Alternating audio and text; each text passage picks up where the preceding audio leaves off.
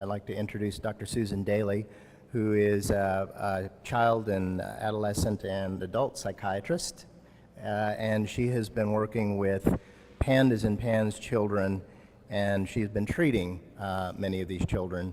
And so she's going to come talk a little bit about her practice, but then also share a couple of the stories so that you can understand the plight of these parents and the plight of these children.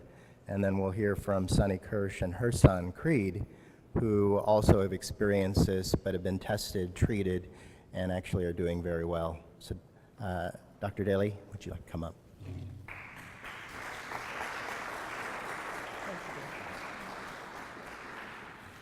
I brought some notes with me, but bear with me, I may go off to the side of those. I want to thank the governor, the representatives, and everyone who has had a part in making this happen. I really want to thank Dr. Cunningham for allowing us to break into the real science of this and bring forth a way to convince other physicians that this is a real problem, this is a real disease, and we can treat it.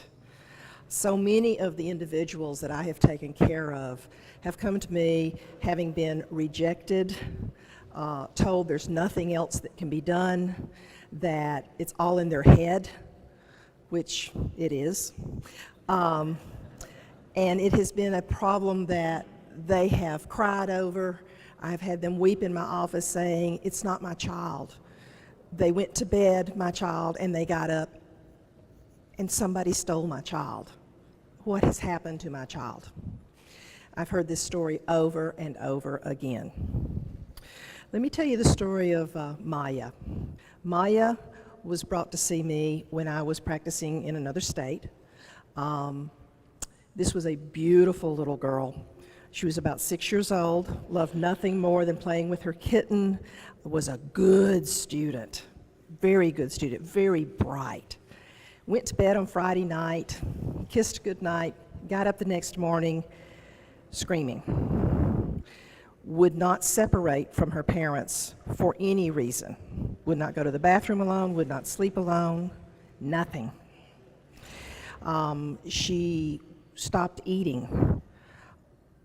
Ate a few things on Saturday, Sunday ate even fewer, and by Monday morning had stopped swallowing her own saliva. She was lining things up, washing her hands repeatedly. They had already started to get raw when she went to the pediatrician's office. By the time she got to see me on Tuesday, she not only had a facial tic where her face would curl up, but her hands had started to move and do odd patterns. I started her on treatment. She walked in the door, I knew what she had. And I started her on treatment. And within about 6 weeks, she was able to go to school, she was able to eat, she was able to be almost completely herself. We were still working on a few of the obsessions, but she did much, much better. Now, this was before we had the Cunningham panel, and it was an immediate case where it was recognized as soon as it happened. And we can make huge differences when that occurs, which I'm hoping is how this is going to open up the world for catching these kids so much sooner. But I have another story. A mother brought me her son not very long ago, in April actually, and said, help us. Same story, child changed, beautiful little boy, smart, and when he was 2, he started getting a string of ear infections, and he changed. He became obsessive, he became light sensitive, he had trouble remembering things, he had trouble focusing, he had extreme problems from the point of coordination and social interaction. He was very isolating in a lot of ways. Took a look at this young man and thought, there it is. He had been to see numerous doctors, occupational therapists, psychologists, pediatricians. He had been diagnosed with attention deficit and autism. Pretty common diagnoses to see with these kids. I've even seen some diagnosed with childhood schizophrenia. So we started treatment. And I want you to know that this young man is a star pupil. For having had this for so many years, he has done extremely well. He was on an IEP, could not read, could struggle with Dr. Seuss books. He just finished reading The Sorcerer's Stone, the Harry Potter first novel. Adam, can you come talk to me? Hi there. Hi. This is Adam. And Adam has now a straight A average in school. They are pulling his IEP back to just checking on him once in a while, and he was doing that every day. And is there anything you want to tell them about having PANDAS?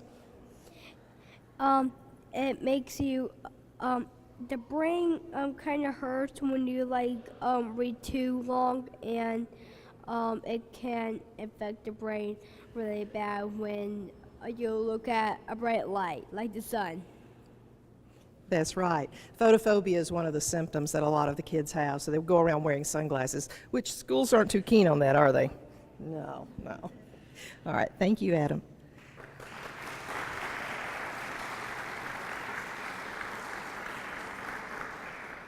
So again, I want to thank you for the opportunity to share a few stories and for having the opportunity to help more kids. Thanks.